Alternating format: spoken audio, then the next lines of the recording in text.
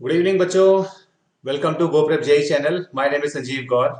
और आज के सेशन में जो आप लोग का भी 29 और 30 अगस्त को जीटीएससी होने वाला है, तो उसमें फिजिक्स में आप किस लेवल के क्वेश्चन और किस तरह के क्वेश्चंस आप एक्सपेक्ट कर सकते हैं, तो सैंपल पेपर का डिस्कशन कर लेते हैं।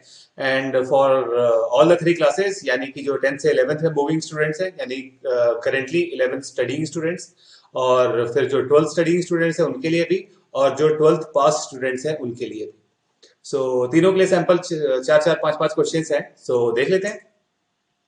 बिफोर स्टार्टिंग, जो स्टूडेंट्स जे 2020 यानी कि अभी सितंबर का नेक्स्ट वीक एग्जाम देने वाले हैं, और उनके लिए 10 डे का फुल रिवीजन कोर्स चल रहा है।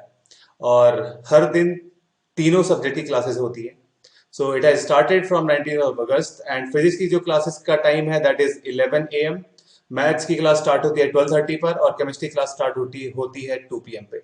सो you can join us daily at 11 AM to 3 PM, और आपके तीनों सब्जेक्ट का फुल 10 डेज का रिवीजन हो जाएगा। तो एक बहुत अच्छी सीरीज चल रही है, इसमें स्टूडेंट्स का पार्टिसिपेशन भी बहुत अच्छा चल रहा है। आप लोग भी बेनिफिट ले सकते हैं। अच्छा, जीडीएससी का पर्पस क्या है? जीडीएससी का purpose is GoPrep talent search examination का पर्पस है कि जो सुपर 1000 स्टूडेंट्स हैं,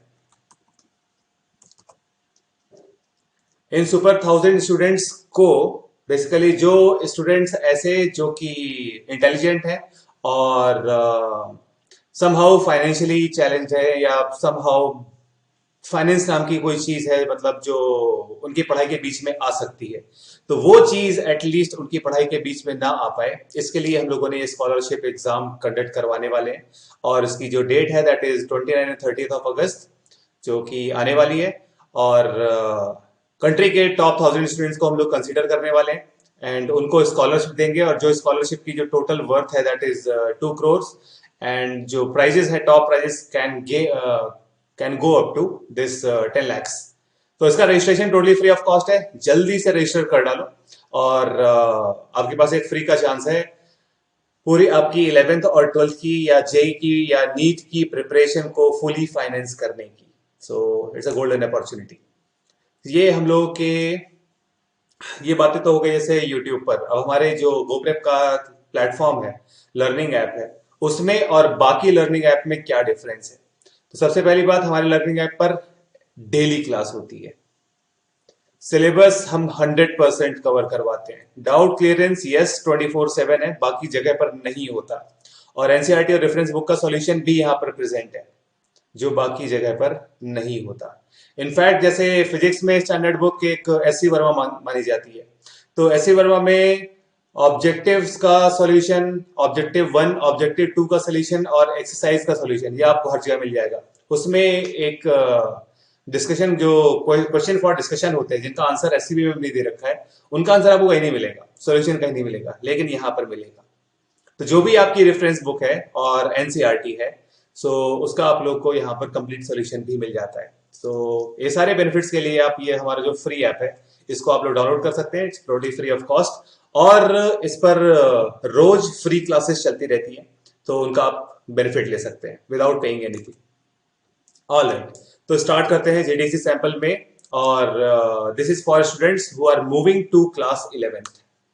तो बच्चों जल्दी से क्वेश्चन पढ़ लो, और फिर फोर डालते हैं इसको।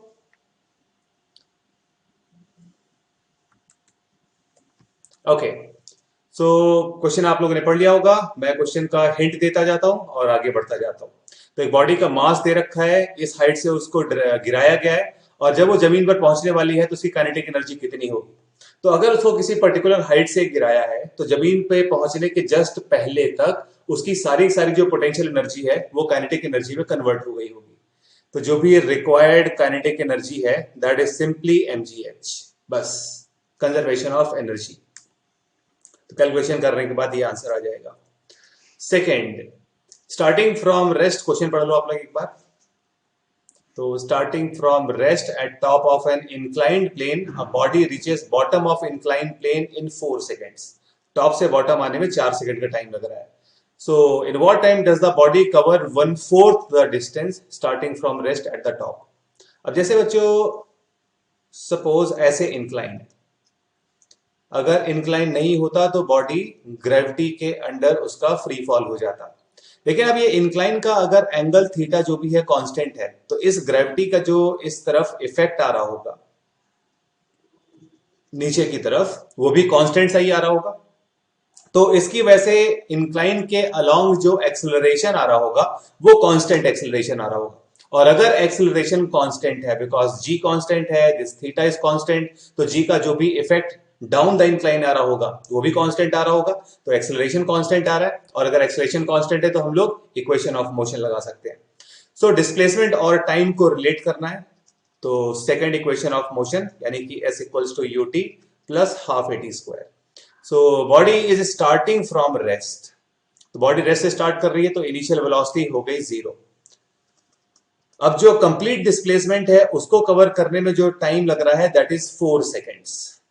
तो s/4 कवर करने में कितना टाइम लगेगा ये पूछा जा रहा है। तो यहां से 1 सेकेंड आंसर आ जाएगा, 2 सेकेंड्स आ रहा है, अच्छा स्क्वायर रूट लोगे, हाँ ठीक है 2 सेकेंड्स आ जाएगा। ओके उसके बाद थर्ड क्वेश्चन में क्या है, to float a body must displace liquid whose weight is greater than actual weight of the body. तो असर्शन रीजन में बेसिकली कौन सा करेक्ट है कि दोनों करेक्ट है, और अगर करेक्ट है तो असर्शन का सही एक्सप्लेनेशन रीजन है कि नहीं। तो यहां पे अगर आप बच्चों देखो तो असर्शन ही इनकरेक्ट है। अगर बॉडी को फ्लोट करना है तो जो बॉडी ने जो भी लिक्विड डिस्प्लेस कर रखा है उसका वेट और बॉडी का वेट सेम होना चाहिए। तो डिस्प्लेस लिक्विड का वेट एंड बॉडी का वेट जब सेम हो जाएगा तो बॉडी विल फ्लोट। अगर वो डिस्प्लेस लिक्विड का वेट ज्यादा हो गया तो फिर बॉडी ऊपर की तरफ एक्सलेट कर जाएगी। तो असर्शन फॉल्स है, तो असर्शन फॉल्स है तो सीधा डी ऑप्शन, या answer is D option. Okay next है, strength of magnetic field between poles of electromagnet would be unchanged if. Current को अगर आप इंक्रीज करोगे तो जो दोनों पोल्स हैं उनकी स्ट्रेंथ इंक्रीज हो जाएगी, और पोल की स्ट्रेंथ इंक्रीज होगी तो मैग्नेटिक फील्ड इंक्रीज हो जाएगी, तो ये तो नहीं हो सकता। डायरेक्शन ऑफ करंट अगर आप रिवर्स कर देते हो, डायरेक्शन ऑफ करंट अगर रिवर्स कर देते हो तो करंट की डायरेक्शन अगर उल्टी हो गई है तो मैग्नेटिक फील्ड की डायरेक्शन उल्टी हो जाएगी, लेकिन मैग्नीट्यूड सेम रहेगा, तो बी ऑप्शन हो सकता है। डिस्टेंस बढ़ा दोगे तो मैग्नेटिक फील्ड कम हो जाएगी, और अगर मटेरियल को चेंज कर दिया तो भी मैग्नेटिक फील्ड चेंज हो जाएगी। तो बस करंट की डायरेक्शन रिवर्स करने से मैग्नेटिक फील्ड की डायरेक्शन रिवर्स होगी, बट उसके मैग्नीट्यूड पर कोई फर्क नहीं पड़ेगा। ऑलराइट बच्चों, अब जो स्टूडेंट्स जेई 2022 में अपियर होने वाले हैं, यानी कि जो अभी क्लास 11th में है, 10th से 11th में मूव किए, तो उनके लिए हम लोगों ने प्रेपअप जेई 2022 का कोर्स और एक प्रोग्राम लॉन्च कर रखा है। और उस सीरीज में उस 2 ईयर के प्रोग्राम का जो थर्ड बैच है, फर्स्ट बैच और सेकंड बैच तो कंप्लीट हो गए, मतलब वो फुल हो गए, सिलेबस इज ऑन गोइंग, और जो थर्ड बैच है वो स्टार्ट होने वाला है 24 अगस्त से। तो it has started from yesterday, और इसमें आपका पूरा 2 साल का स्ट्रक्चर्ड प्लान है, हर क्लास के बाद डीपीपी, हर वीक टेस्ट, हर मंथ टेस्ट, और आपके पूरे 2 साल की एकेडमिक डाउट्स का इंस्टेंट रिजोल्यूशन। और पढ़ाने वाले टीचर्स, तो टीचर्स देख सकते हो कैसे हैं। So Prateek sir IIT BHU physics के लिए, Dhruv sir IIT Bombay maths के लिए, Swati ma'am NIT Jalandhar chemistry, myself for physics, और Anshul sir BTech from IIT Delhi. So आपके जितने भी टीचर्स हैं वो सारे आईआईटीएंस एंड एनआईटीएंस हैं। सो आईआईटीएन कैंडिडेट मतलब आईआईटीएन टीचर केमिस्ट्री के लिए थोड़ा सा कम ही मिलता है, तो आईआईटी में पहुंचने वाले इंजीनियरिंग बैकग्राउंड वाले और इंजीनियरिंग में इंटरेस्ट वाले जो स्टूडेंट्स होते हैं तो उनकी मैथ्स और फिजिक्स ज्यादा स्ट्रांग होती है, तो इसलिए तो ये हमारी टीम है। अच्छा, अब हम लोग आ जाते हैं जो स्टूडेंट्स क्लास 12th में मूव करने वाले हैं 11th से 12th में जाने के लिए, उनके लिए। सो क्वेश्चन क्या है, सबसे पहला क्वेश्चन है एंगुलर मोमेंटम कंजर्वेशन का। एक आदमी रोटेटिंग स्टूल पर बैठा हुआ है और अपने हाथों को फैला के बैठा हुआ है। उसने अगर अपने हाथ फोल्ड कर दिए तो वर्क डन बाय मैन चाहिए। अब अगर वो हाथ फोल्ड करेगा तो हम लोग को पता है कि जो I1 ओमेगा 1 है वो I2 ओमेगा 2।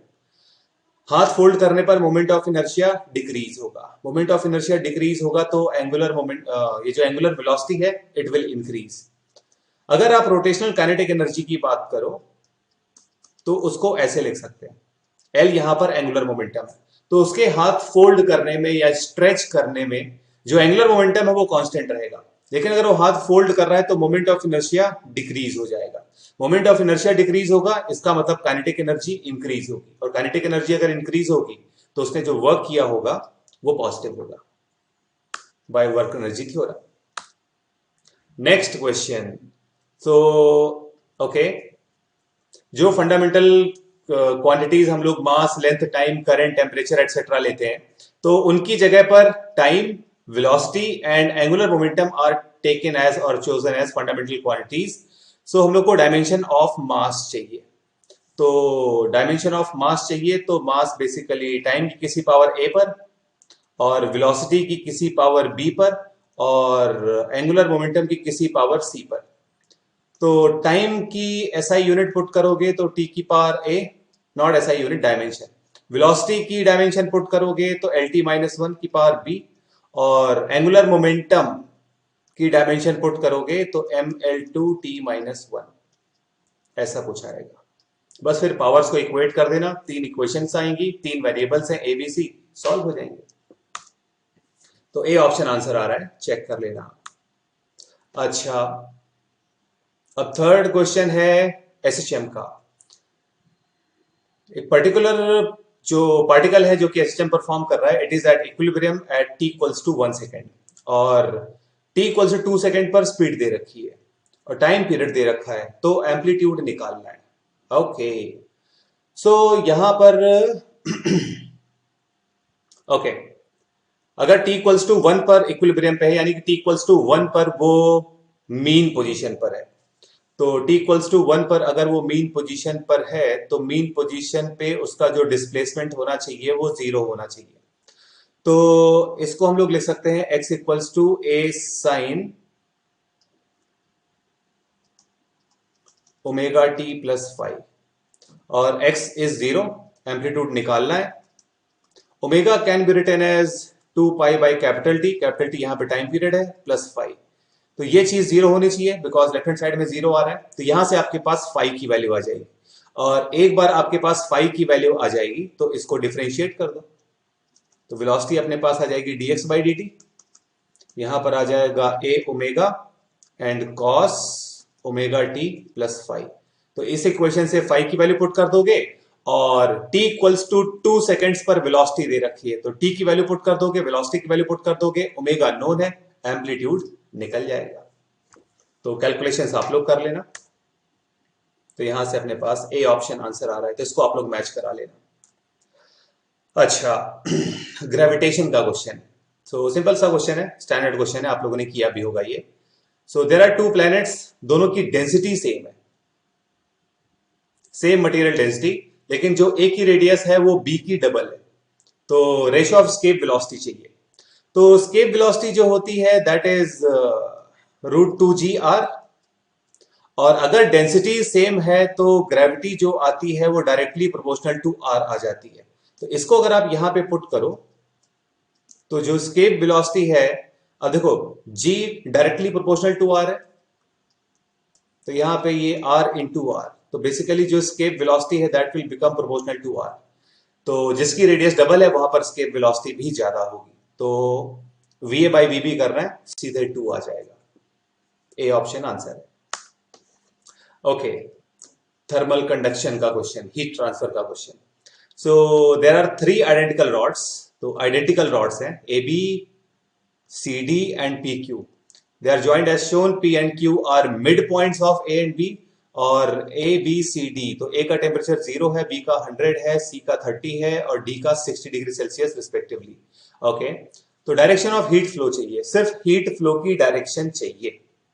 तो अगर आप बच्चों पॉइंट पी को देखो, तो पॉइंट पी जो भी है वो ए और बी का एकदम मिड पॉइंट है, तो यहां पर भी जो टेम्परेचर आना चाहिए वो इसका एकदम एवरेज, यानी कि 0 प्लस 100/2 यानी कि 50। ऐसे अगर आप बच्चों क्यू देखो, तो क्यू जो है सी और डी का मिड पॉइंट है, तो टोटल टेम्परेचर का एवरेज ले लो, तो 30 प्लस 60/2 यानी कि 45 डिग्री सेल्सियस। तो P का टेम्परेचर ज्यादा है एज कंपेयर टू Q, तो P से Q की तरफ, हाई टेम्परेचर से लो टेम्परेचर की तरफ हीट चलेगी। तो answer will be A option. All right, now before moving to the last section, final announcement. हर शाम को 5 बजे, एवरी डे एट 5 PM हमारे ऐप पर गोप्रेप चैंप की अनाउंसमेंट होती है। और उसमें 10 जीनियस लोग अनाउंस किए जाते हैं, और जो विनर्स हैं उनको कैश प्राइज है 1 लाख का, और वो हर मंथ हम देते हैं। सो उसके जो भी टर्म्स एंड कंडीशंस वगैरह, वो तो आप जब ज्वाइन करोगे आपको हम बता देंगे। और किस तरह से हम जीनियस को सिलेक्ट करते हैं, और किस तरह से मंथली जीनियस को सिलेक्ट करते हैं, वगैरह वगैरह। तो आपके पास एक वंडरफुल चांस होता है। जस्ट सपोज कि अगर आप किसी एक मंथ में आप टॉप कर गए, तो किसी एक मंथ में टॉप कर गए तो उस मंथ का 1 लाख का प्राइज आपको मिल गया, आपके पूरे साल की पढ़ाई का खर्चा वहां से निकल जाएगा। So your parents will be happy. और अगर पढ़ाई के खर्चे के पॉइंट ऑफ व्यू से अगर नहीं भी सोचते हो, तो 1 लाख रुपए में कितनी पार्टी हो सकती है वो तुम खुद इमेजिन कर सकते हो। तो बेसिकली आपको करना कुछ नहीं है, गो प्रेप का फ्री ऐप इंस्टॉल करना है, और जो ऐप को डाउनलोड करने की लिंक है that is below in the description box, वहां पे जाके ऐप को इंस्टॉल कर लो, और बस हर शाम को 5 बजे हथियार के साथ, पेन पेपर के साथ रेडी हो जाओ, और फिर देखते हैं कितने लोग जीतते हैं। All right, so we are here at the final part, and question for students जो कि 13th यानी टॉपर, यानी कि जो 12th पास स्टूडेंट्स हैं। सो ठीक है, सिंस 12th पास स्टूडेंट काफी क्विक होते हैं, काफी फास्ट होते हैं, बिकॉज उनको सारी थ्योरी वगैरह आती होती है। So I will be quick while discussing this section. तो एक आयरन कोर ट्रांसफार्मर है, 100% एफिशिएंट है, और सेकेंडरी टू प्राइमरी इज 130। तो सेकेंडरी कॉइल के नंबर ऑफ टर्न्स और प्राइमरी कॉइल के नंबर ऑफ टर्न्स का रेशियो 1:30 है। तो करंट इन प्राइमरी कॉइल चाहिए। ओके, सो पावर अगर सेम है तो प्राइमरी का वोल्टेज इनटू इसका वोल्टेज, और सेकेंडरी का वोल्टेज, और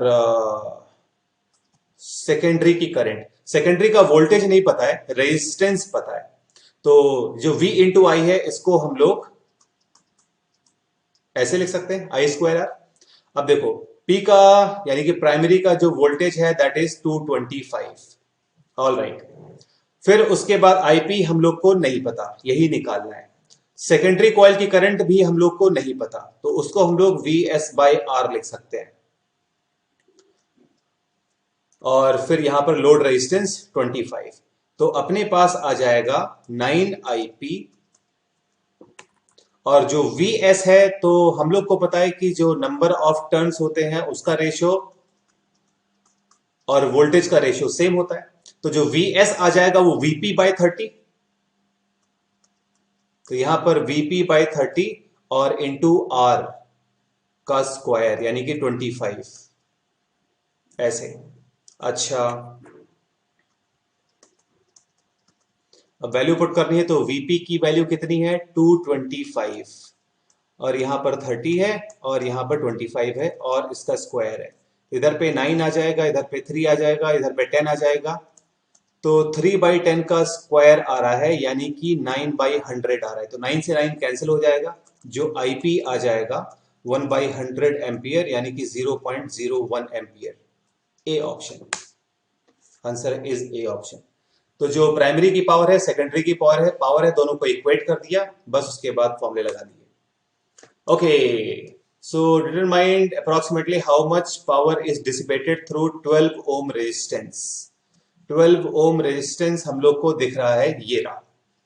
तो इसके थ्रू जाने वाली पावर चाहिए, तो इसके थ्रू जाने वाली या तो करंट मिल जाए या फिर पोटेंशियल डिफरेंस मिल जाए। तो इक्विवेलेंट रेजिस्टेंस अगर आप निकालोगे इस पूरे डब्बे का, तो 12 और 28.6 का इक्विवेलेंट आ जाएगा 8.5। तो 8.5, फिर 15 4 19, 8 27 और 2.5 30। तो पूरे सर्किट का जो इक्विवेलेंट रेजिस्टेंस आ रहा है वो 30 आ रहा है। तो सर्किट में जाने वाली जो करंट हो जाएगी वो आ जाएगी 1 एम्पियर। तो 1 एम्पियर की करंट है, तो Q से लेकर T के बीच में जो रेजिस्टेंस है दैट इज 8.5। तो जो पोटेंशियल डिफरेंस आ जाएगा वो 8.5। तो जो पावर रिक्वायर्ड है सीधे V²/R। तो पोटेंशियल इज 8.5, तो उसका स्क्वायर हो गया, और रेजिस्टेंस कितना है, 12 का। तो 8 का स्क्वायर 8.5 का स्क्वायर डिवाइड बाई 12 करोगे तो अप्रोक्सीमेट आपके पास जो आंसर आ जाएगा तो 6470/2 अप्रोक्सीमेटली 6। तो बी ऑप्शन आंसर आ जाएगा। ठीक है, नेक्स्ट क्वेश्चन। ऑल राइट, इस क्वेश्चन को देख लो एक बार।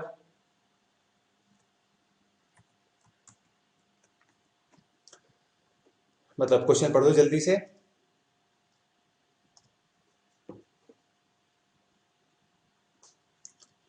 Okay, so in Young's double slit experiment central maxima कहां पर आता है, लिखा हुआ है। एक ग्लास प्लेट इंसर्ट की है जिसकी थिकनेस दे रखी है, अपर स्लिट को कवर कर देती है, स्लिट का सेपरेशन दे रखा है, डिफ्रैक्शन पैटर्न ऑब्जर्व हो रहा है स्क्रीन पर लाइट रेस को फोकस करने के लिए एक कन्वर्जिंग लेंस यूज हो रहा है जिसकी फोकल लेंथ 35 मिलीमीटर है। तो यहां से ये डिस्टेंस 35 मिलीमीटर हो जाएगी। तो ये हो गया अपने पास कैपिटल डी। और which are the following statements true on the position of central maxima. अब बेसिकली इस स्लैब की वजह से, ये जो स्लैब है इसकी वजह से शिफ्टिंग आएगी। तो शिफ्टिंग के बजाय हम लोग एक काम करते हैं, इस स्लैब की वजह से जो पाथ डिफरेंस आ रहा है वो निकाल लेते हैं। तो delta X can be written as mu minus one into T. तो म्यू माइनस वन, तो म्यू की वैल्यू 2.5 है, माइनस वन कर दोगे तो 1.5 और टी की वैल्यू 5। तो डेल्टा एक्स की वैल्यू 7.5 मिलीमीटर आ रही है। अब इस डेल्टा एक्स के करस्पॉन्डिंग कितना डेल्टा वाई आएगा। तो delta X can be written as delta Y small D divide by capital D. तो यहां से डेल्टा वाई हम लोग निकाल सकते हैं, delta x capital D divide by small D. Delta x कितना है 7.5, कैपिटल डी कितना है 35 और स्मॉल डी कितना है 10 के बराबर। तो ये 7 इंटू 3, 7.5 इंटू 3.5, तो 21, 24, 5, 26 पॉइंट समथिंग मिलीमीटर के बराबर आएगा ये। तो सेंट्रल मैक्सिमा, सिंस देखो हमने स्लैब को ऊपर की तरफ रखा है, ट्रांसपेरेंट स्लैब को, तो सेंटर मैक्सिमा ऊपर की तरफ शिफ्ट होना चाहिए। तो बी और सी तो हो नहीं सकते, लेकिन जो शिफ्टिंग का अमाउंट यहां लिखा है वो गलत लिखा हुआ है, तो इसलिए डी ऑप्शन करेक्ट होगा। ये शिफ्ट आएगी 26 के आसपास आएगी। ऑप्शन ए में जो शिफ्टिंग दे रखी है that is just 5 millimetre, which is incorrect. So इसलिए none of the options A and B and C, तो ए बी सी में से तीनों में से कोई भी करेक्ट नहीं है। Okay, next question, optics, ray optics. Okay, so एक रे ऑफ लाइट है incident normally on one reflecting surface of equilateral prism. Okay, refractive index दे रखा है, इमर्जेंट रे का डेविएशन निकालना है। ओके, तो सबसे पहले इक्विलैटरल प्रिज्म बना देते हैं।